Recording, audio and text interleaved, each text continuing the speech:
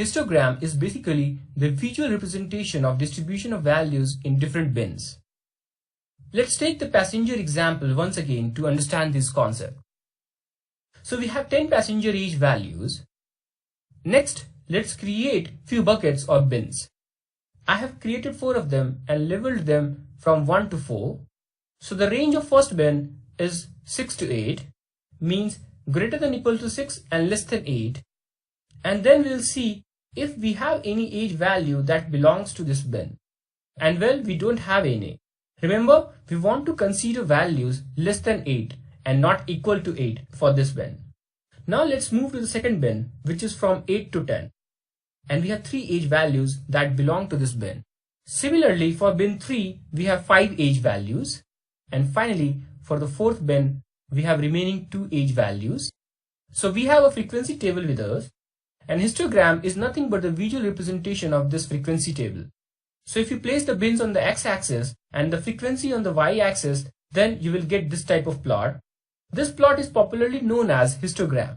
Histogram is a very neat way to look into the distribution of the data.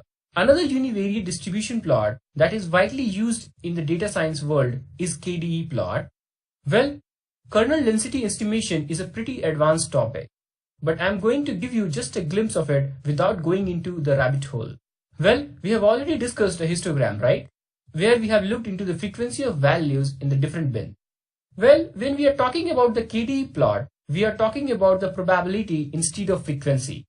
And as you know, frequency is directly related to probability, means if a value has a higher frequency, then the chances of occurrence of such value is also high, means the probability will also be high.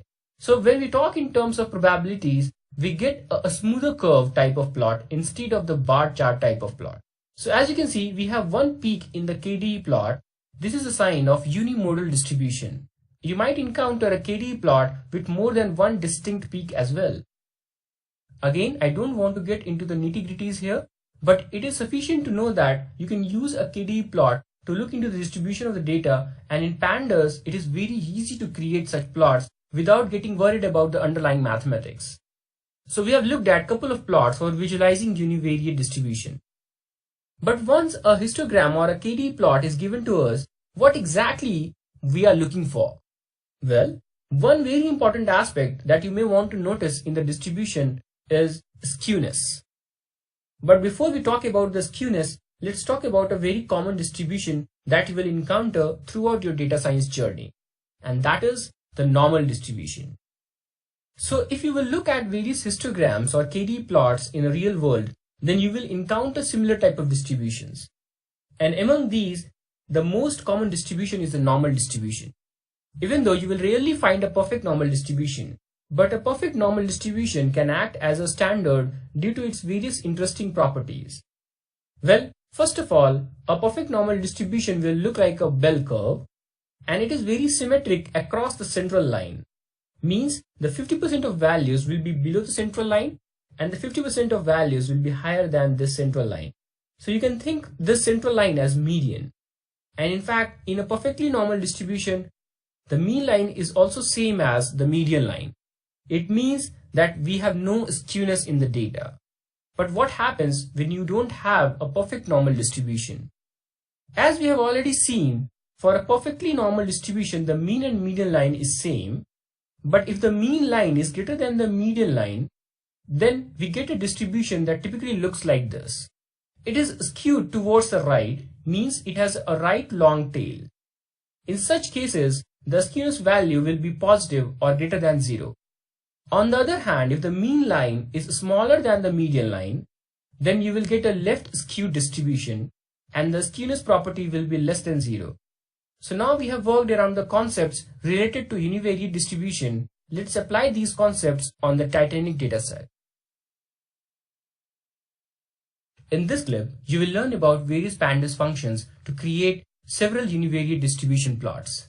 So here we are in the Jupyter notebook. Let's start with the histogram. Let's create a histogram for the age feature. So in order to create a histogram, we can again use the plot function on the age values. However, this time we have set the kind property of the plot function as hist. We are also setting the title of the plot and the color of the plot. Let's execute the cell. And here we have the histogram with us. Remember, while creating the histogram, pandas neglects all the missing values. And moreover, pandas has by default created few bins here. But if you want to set how many bins you want, you can do that using the bins property. Let's have more bins. Let's set it to 20. Now let's execute this cell. And here we have our histogram. Well, if you look at this histogram, it is kind of a normal distribution, but it is positively skewed. So this was about histogram. Now let's create the KDE plot for the age variable. And it's very easy to create a KDE plot in pandas. All you have to do is to set the kind property of the plot function to KDE. Now let's execute the cell. And here is our KDE plot. And as you can see, it is a much smoother plot. This curve also suggests that we do have some positive skewness. Let's create few more histograms. Let's create a histogram for passenger fare. By looking at this histogram, we can say that we do have a very skewed distribution. Let's compare the skewness of age and fare attributes. Well, to get the skewness value, you can apply the skew function on the values. So here we are applying the skew function on both age and the fare. Let's execute this cell. Well, the skewness for age is 0.41, which is slightly higher than 0. However, for passenger fare, the skewness is way much higher. It is almost 4.3. So this was about univariate distribution. Now let's see how you can look at bivariate distribution using scatter plot.